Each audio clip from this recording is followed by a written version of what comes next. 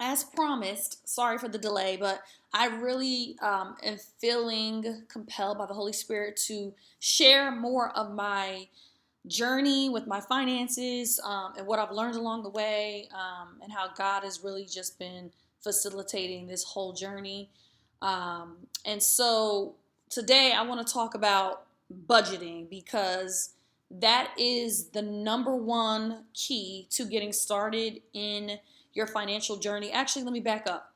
The number one key, and I'm gonna do a separate video about this, is like your emotions. Because what I've come to realize is that your, or I should say our, because it was my problem as well, and I'm still healing from it, but I've healed a lot from it. But our trauma and emotional issues play a really huge part in our financial troubles. And it's not just financial troubles, like your traumas and emotional issues that you have can spill over to many different areas of your life. But since we are talking about finances, I'm talking about my experiences, and I want to share with you what I've learned. This is specifically regarding for me, and I've seen it in other places, and I've heard it as well. Other people are like, yes, same over here, we can relate. Like, it is a common, like, there is a, what do you call it, a relationship, or I don't know, I can't think of the word right now, but there's a relationship between having emotional issues and being in debt. And so with that being said, I want to say the first part into getting out of debt is you need to figure out why.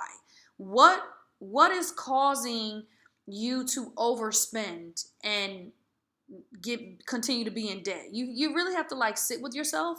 You might need to also pray. I highly recommend God and therapy as like a package deal, because that's really what helped to elevate me, is going to therapy, really pursuing God, seeking God like it ain't nobody's business, and fasting and praying. So those four things together, when you do those four things together in conjunction, I think that you will get really great results as to why um, you are doing this. And you'll start to heal from it, and God will start to direct you out of Egypt, is what I'm saying. He's directing me out of Egypt and into the promised land where milk and honey exist. So with that being said, let's go ahead and talk about the second step today, which is budgeting. So I've had a few different apps and tried a few different things over the past couple of years. Rocket Money was my favorite, and I probably will go back to Rocket Money one day once I am completely credit card debt free, and just have it on my app. I can just flip it open and see things. But like, when you have a lot of debt and a lot of different moving parts, and you have this account over here, you have to move this money here, and like all that, like you got to kind of play chess because of the situation that you're in right now. And when I say play chess, I don't mean like robbing Peter to pay Paul, because we're not robbing Peter to pay Paul anymore. I say play chess because we have different types of accounts that are beneficial into growing our money, because you want your money to grow and work for you. But we also, I'm freelancing. So it's like I have different accounts for that, a savings here, checking here. And so that's what I mean by that. But I really enjoy Rocket Money. Probably will definitely go back to Rocket Money one day. But currently I'm using Abby Organizes, and I pray that she does come out with an app, because I really love her spreadsheet. So this is a spreadsheet by Abby Organizes, and I will put the information below. But I definitely recommend going to her page, looking at her products, watching her videos. To me, this budget worksheet has been a game changer and has truly helped me. There's so many different parts to this budget worksheet that she has. I really only use two areas, but like I say, go to her page, look at her products, and she explains more. If you purchase this spreadsheet, there's so many different things you can do with it. You can look at your net worth. You can look at your savings. She has all types of calculations, all types of, tabs for things. But for me, this is what I specifically use Abby Organizes Spreadsheet for. So first, what I use it for is I use it to track all of my expenses. Okay, so that's in the transaction log here. So if I go to the grocery store, I use the transaction log. Then down here, the different tabs, January, February. We're in January now, so this is where I spend my time looking at, okay, how much money did I spend on groceries so far, yada yada. So I spend most of my time in the transaction and in the month log. Okay. Now, when you first get this budget sheet, the first thing you're going to do, you're going to go to setup. You have to set it up. So you're going to put in your income. Okay, so I basically deleted all of my personal information and I just put in some test information so I can show you all. So all these numbers that you see in here, they're not my numbers, they're numbers as examples to show you, okay, how you would set this up. So basically in the income, you will put any and all income that you have. For the sake of this example, I just put 9-to-5 job, $4,000 a month, okay, in this example. And then you put your variable expenses. Variable expenses are expenses that change every single month. So your groceries could potentially change because, the prices are not always set. You might be buying less. You might be buying more. Same thing with gas. Fun. You could set a budget for fun, but you may not use it all. You may go over. Same thing with eating out, miscellaneous. Then I put my credit card and my loan here. This is what I do, but I think the way that she designed it, you can actually put it over in the debt section over here, which I could do that, but I want to put it here in the variable expense. But now that I'm looking at it, I probably will move it over to the debt. But either way, it doesn't matter because it's going to get tracked anyway when I make the payment. So you put your variable expenses here. You put your monthly bills here. So you have your rent, your car loan, insurance, utility, life insurance, your phone, subscriptions, charity, Apple, your storage, Fidelity investments, church ties, any of your monthly bills that are set monthly bills, you're going to put them here. And then you'll see she added this column where you can actually put in the due date. And then the budgeted column in all of these is how much, okay? So I'm budgeting $400 a month for groceries, okay? I'm budgeting $1,600 because that's how much my rent is, okay? So that's how you fill out the setup. So once you set up all your information, and yes, if you have a fluctuating income, she does have videos on how you can actually enter multiple incomes if they're fluctuating. Like if this month you're getting paid $5,000 from one job, then maybe next month you're getting $1,000 from that job. If you work freelance or contract work, like she has explanations on how you can do that, okay? But this is just for sample tests. I'm just showing you the tool and how I use it and what has helped me on this journey with velocity banking, okay? So after I fill that out, she also has a section down here. You can put some non-monthly bills that are not every month, but maybe you had something that came in April. Maybe you had a random bill that came in January. Like I have my car renewal coming up next month in February. So I will go ahead and put that in February. Okay. And then there's a debt payoff plan. So here you can actually put in your debts, and she also calculated within this sheet. You can actually do your debt payoff plan here. I don't use the debt payoff plan here. I have a different tool that I use with Velocity Banking, like I showed you guys, and I will definitely show you guys my Velocity Banking. Yeah, so that's why I don't use her debt, because I use Velocity Banking, the vault. And then there's sinking funds, savings goals. If you have any savings goals, you can put that here. Again, I don't use this. My savings is something separate that I don't need to track on here. So again, after I set it up, I use this in a very basic way.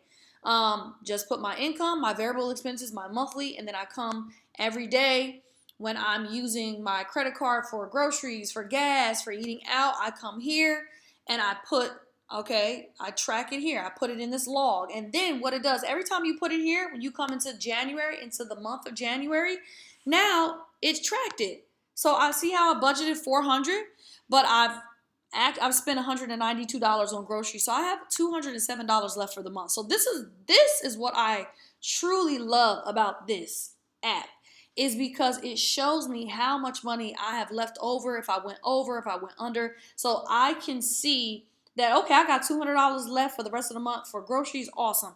I still got $100 left in fun, 83 in eating out. So I'm doing good right now. And because we're only on the 7th right now. And so I've paid like utility bill I paid my rent already, church ties, fidelity. So once you make a payment, once you put it on the transaction log, you can come over here and put the check mark. That means that you paid it. So I don't know why I put the check marks here. I'm going to take these off because I didn't pay these yet. But when you do pay them, for example, okay, yeah, so for example, the car loan. The car loan, I had budgeted $200. I meant to put, that's an error. So let me go back here. Let me go to setup. And let me go to car loan. Oh, I didn't have $200. So why didn't it pull it? It should have pulled the $200 for the car loan. Must be, there's an error there. I don't know if it took, okay. So for the car loan, for example, okay, I budgeted $416 and I actually paid it. Okay. So if you go back onto and then I checked it off. So if you go back to the transaction log, you will see car loan. Now I put 416 because this is my actual car loan amount. I forgot to change this for the sake of the sample. So I can actually put the check mark here as well. So I paid my car loan on 1/1. So when I came into the transaction tracker, I put it here and then it all automatically pulls it and tracks it here. So you can see when it says actual, that means it's paid. So I budgeted 416 and I actually paid 416. So just wanted to show you all, this is the budget sheet that I use. I think budgeting is very important. I didn't really understand the importance of budgeting. I heard about budgeting for years and years, and I kind of did a fake budgeting off and on from time to time throughout different times in my life. But this is the first time that I'm actually truly, like seriously, really budgeting my money, like looking at this is the amount of money that you have coming in every month. Okay, this is this much, this is this much, this is this much, this is this much, this is how much you have left. Like, let's see, and just really figuring out your money and tracking your money and knowing where each dollar is going. And this is the first time. So I've been using her sheet now for, I want to say, we're in January 2026, so I want to say it's going on for, this will be the 4th month. So I'm proud of myself that I'm going into the 4th month of me consistently, truly budgeting my money, like for real, and being serious about budgeting not only my money, but being serious about actively and seriously paying down my debt. Like I'm done. Like I'm done with the consumer credit card debt. I'm done. This is the last time in my life that I will have consumer credit card debt. May have a mortgage one day, may buy a new car one day in the future, may have to get a loan for something in the future. But the credit card debt, I am like, I don't want any more credit card, and I'm claiming it. I've also been learning how to really utilize credit cards the right way. And so I've been putting that into practice. So I think that that's really going to be really, really beneficial for me going forward in my life, to be able to not get into credit card debt again. Like, this, thousands upon thousands on multiple cars. Like, no, it's crazy. It's crazy. So anyway, I just wanted to share with y'all this tracking budget tool. I highly recommend it. A budgeting tool. If you really are serious, want to get serious about getting out of debt, aka getting out of bondage, if you are sick and tired like me, and you really want to, you have to self-discipline yourself. So the first thing, check your emotions. You got to really, really look within yourself and ask yourself, like, why am I doing this? What is there something missing? Is there a void? Do I have anxiety? Is there depression? Like, what do I need to go to? I need to go to therapy. You probably need to go to therapy. If you're constantly in debt, a lot of debt consistently, like, you get into debt, you get out of it. You get into it, you get out of it. Like, and you keep going on this hamster wheel throughout the years in your life. You probably need to really, really go to therapy and really need to fast and pray.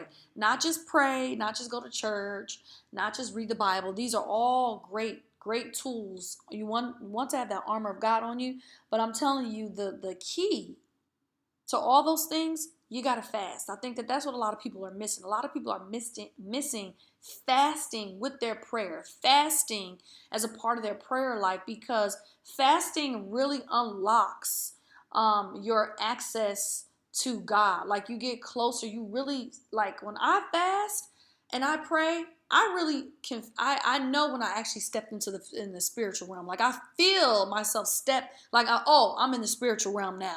And when you're in the spiritual realm, that's where everything happens. That's where the magic happens. So that's the communication with God is on point when you fast and pray. So therapy, fasting, and prayer, and really knowing why you're doing what you're doing, your habits of why you keep getting in debt. Why are you overspending? Why are you not paying back money? Like, what are you? Do you have a fear of lack? Like security, stability? Like, what is it? Get to the bottom of that. Then step 2, budget. Find you a good budget planner. I recommend Abby Organizes. I recommend Rocket Money. There might be many others out there. If you find something that resonates with you, that really like, oh, this works for me. I understand this. I like this. Then do that. So find a good budget. So that's the first step before you get into velocity banking. In my personal opinion, this is my journey that I'm sharing with you on how I'm doing with things, that I'm making phenomenal progress. And so the next video I want to do is I want to actually show you my utilization spreadsheet that I downloaded from it's another tool that I use, and show you how I do my credit cards. How I pay my credit cards every month, using that utilization chart alongside the velocity banking. And then my 4th video, I'm actually going to take you on a tour into the Vault, which is my velocity banking software program that I pay a monthly membership through Fantastic, and that's where it shows me all my numbers, and it tells me, what to pay and all that kind of stuff. So that 4th video will probably be coming, I want to say, in 3 or 4 months, like April, because I want to be able to pay off some more debt to be able to really show you how it works. I want to be able to have like at least 1 or 2 credit cards fully paid off so that you can really see the results within 6 months. So, all right. Thank you so much for tuning in. I really hope that this was helpful. If you have any questions or anything, I am here for you. I'm excited for your journey. I'm excited for my journey. I'm excited for our journey. We got this. We can do this. God is on our side. God is leading us, directing us, guiding us. Do not lose the faith. Keep the faith. Keep the faith. Believe, believe, believe. You can and you will. Okay?